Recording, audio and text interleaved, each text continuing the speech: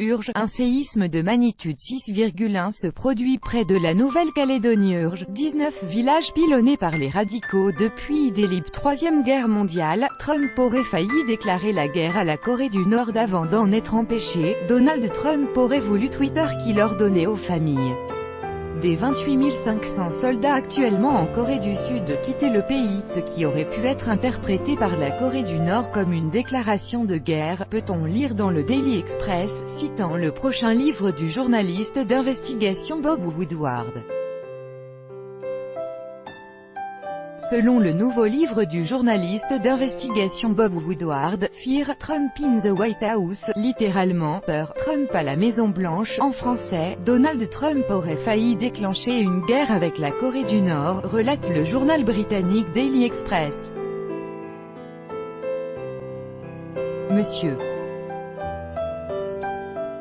Trump a failli commencer une guerre avec la Corée du Nord en rédigeant une série de tweets quasiment impensables, ordonnant l'évacuation d'Américains vivant en Corée du Sud, indiquant une frappe américaine imminente, raconte le média.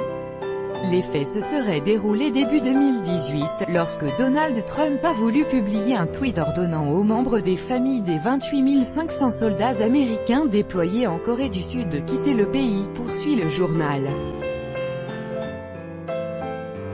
Une telle initiative aurait cependant été interprétée par Pyongyang comme le signal d'une attaque prochaine de la partie américaine, explique le journaliste.